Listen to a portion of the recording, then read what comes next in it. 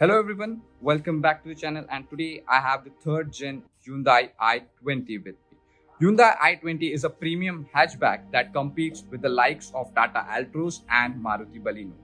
It has been a benchmark of its segment in terms of ride, comfort and features, and this is the third generation that you are looking at. So today I'll be finding out, is the third generation lives up to the expectations or not? And watch the video till the end because it is going to be a very comprehensive detail. And finally I'll give my verdict that should you put your money on this car and how good it is. So let's get started without wasting any further time by giving you some of the engine details and technical specifications. Okay, so starting from the technical specifications, we have got the length is 4 meters, the width is approximately 1.8 meter, and the height is 1.5 meter. Talking of the engine options, we have got 3 engine. One is petrol engine, one is 1.5 liter diesel engine, and one more is 1 liter turbocharged petrol engine.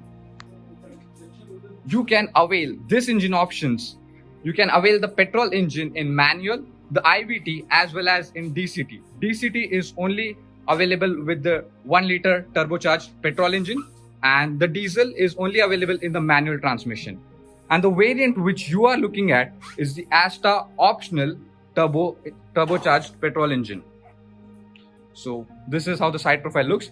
Now let's get started with the front overview of the car.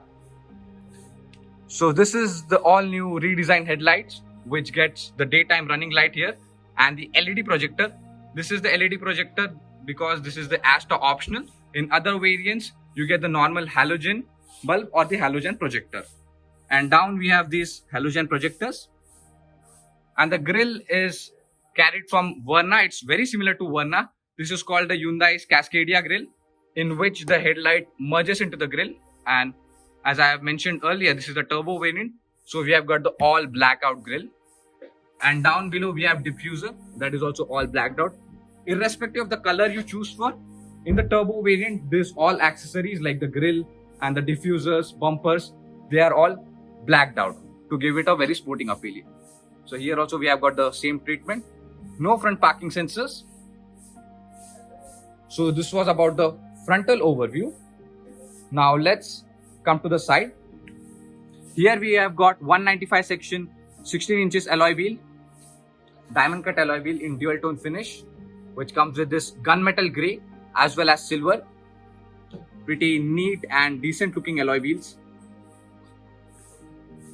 Coming to the ORVM, you can see that this may look like a BMW inspired ORVMs with a very sleek and neat design.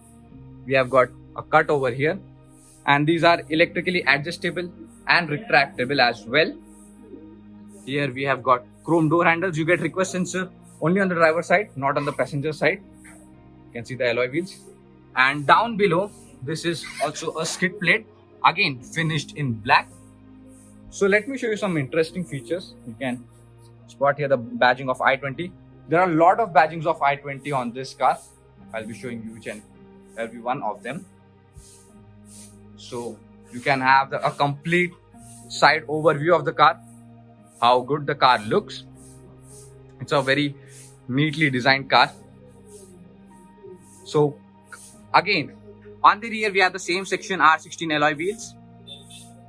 Coming on to the rear, this is the very interesting part of the new generation, where we have completely redesigned back with this beautiful looking tail lamps, which have a Z shape on them, and a chrome bar running across the rear.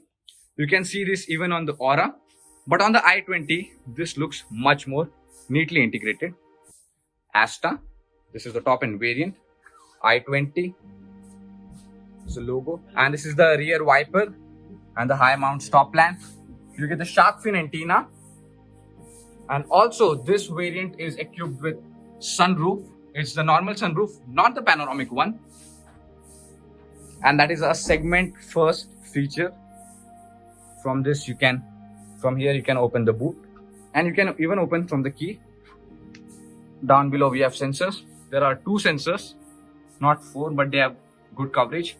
This is the reflector, and this is the diffuser. You can see the diffusers, and this is also a segment first feature, having the diffuser, a properly styled diffuser. And coming onto this side, you can again spot an I-20 badging over here. And here you can see that we have got a petrol fuel lid, or the fuel lid, very neatly integrated in the tail lamp. This is the first car that I am seeing that has really very good and neatly integrated fuel lid. So you can look how neatly integrated it is. And here we have this chrome accents. The window line has a little bit kick that is carried over from the previous generation. So if you ask me in terms of styling, then I would say by far it's the most stylish of its segment compared to other rivals. So this was something about exterior. Now let's jump in the interior. First, I'll show you the front seats, because that is the seat. That is the thing where all the features lie, and most of the customers will spend their time driving this car. So starting from the front driver's side door, we have got the controls for the power windows. They are not the one touch up or down, only for the driver it's one touch up and down. And here we have the door handles finished in plastic, no brushed aluminum chrome finish. And there's a pretty big bottle holder. It's really big. And you can see there's this ambient lighting in the door handle as well as in the bottle holder. And one interesting feature to note that this is equipped with Bose sound system. Now here there are two features which are segment first. One is the ambient lighting and one is the Bose sound system. So it's a very interesting feature. These two really highlights the interior of the car, and the sound is really amazing. I'll be even showing you how good is the sound quality. Talking of the brake pedals, this is the automatic, so you don't get a clutch pedal. You get an accelerator and brake. Again, there's an ambient lighting there, you can see. And here we have for the hood. And this is the button for the camera, the headlight level adjuster, and for the traction control. Now let's jump inside and see what are the features available in it. So first, let us begin with the seat. We have got even the height adjustment, that's a manual. You don't get an electric seat in this. And talking of the upholstery, we have this leatherite finish, or you can even call it a man-made leather, artificial leather sort of thing. It's not the original leather, but still it's very good and looks very premium. Now let's get inside. Getting in and out is pretty easy. So in the front, let's start with this all new digital instrument cluster. This is also carried over from Verna. You can see you cannot customize anything like map or navigation, but you can have this pretty neat digital overlay over there. You can control that MID. You have got the buttons to control that MID. It has a whole lot of functions going on. So it's a pretty neatly integrated digital display. And talking of the steering wheel, we have got this Creta inspired steering wheel. It doesn't have a D cut down below, but it looks the same. And here we have the controls for headlight. They are the automatic headlight. And here we have the wipers. They are not the rain sensing wipers. And it is the start stop button. And if you look closely, it's a very noticeable feature that if you look at the AC vents, the whole design is carried forward in the horizontal line thing, which seems like an Audi inspired AC vents, which look pretty premium for the car of this price point.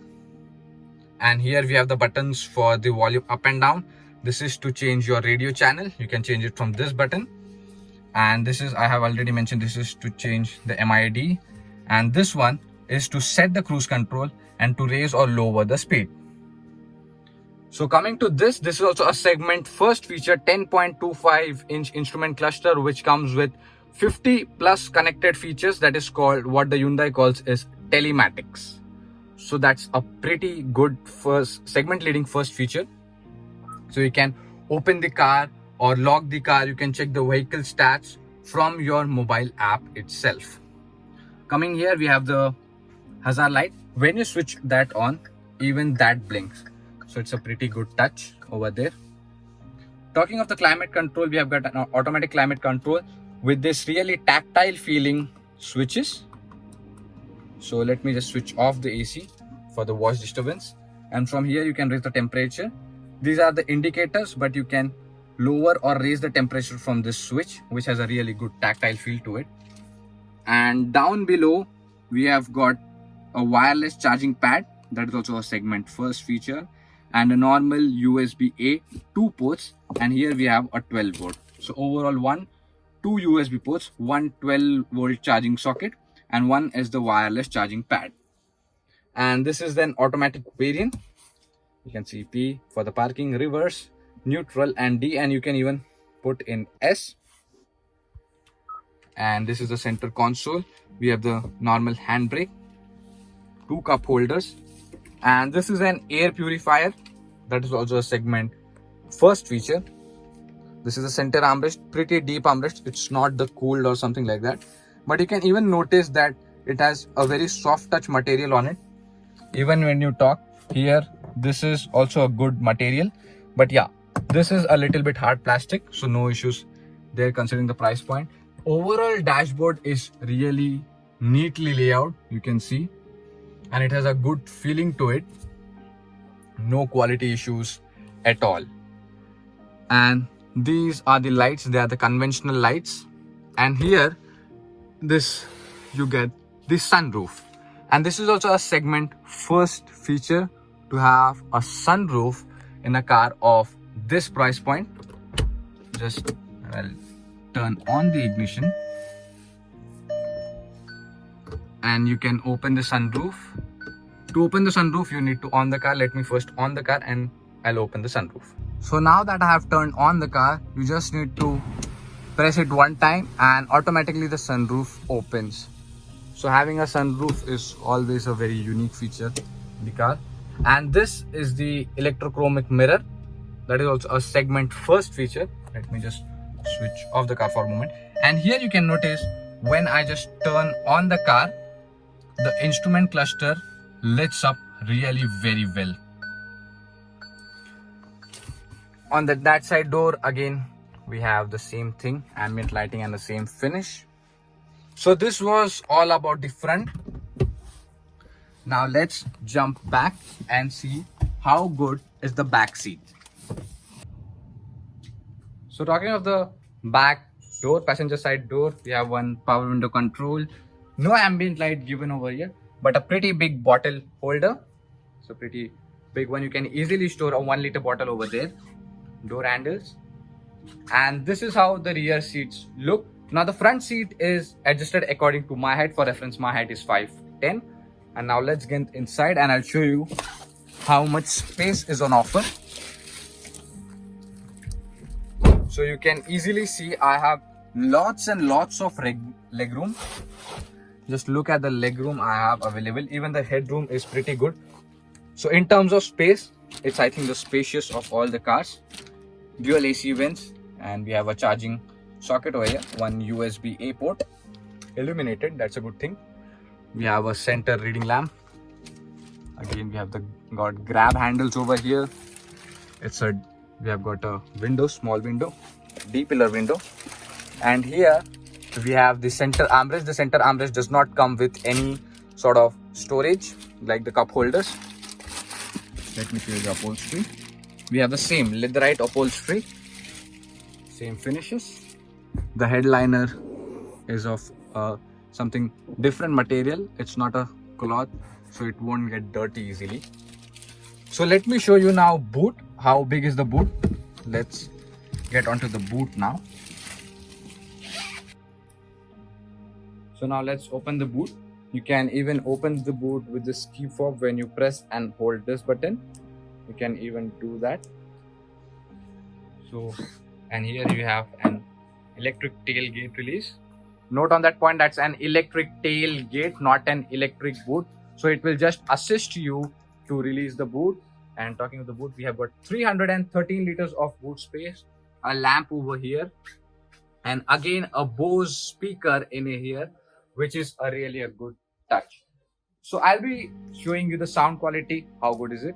So this was all about the boot. Now let's listen to the sound quality of the amazing Bose system that we have got in this car. So here's my final verdict on the third generation i20. Should you consider it buying or not, and how good it is considering its price point and how it stacks up against its rival. So it's a pretty good car and it's a very well priced car. If you're looking for a car for the top end, especially around 10 to 13 lakhs, then this is the car to go for over its rivals. And it has all the features and all the latest tech that you can expect from a car. So this was my final verdict, and still if you have any queries regarding the car, please let me know down below in the comment section, and do not forget to check out the description box. And if you're interested in buying this car, I'll be providing the contact number of the dealership, that is the Fusion Hyundai here in Hyderabad. You can definitely contact them for the smoother experience and for the faster deliveries. So stay tuned. Thanks for watching, and let's meet in next video with some other car. Thank you.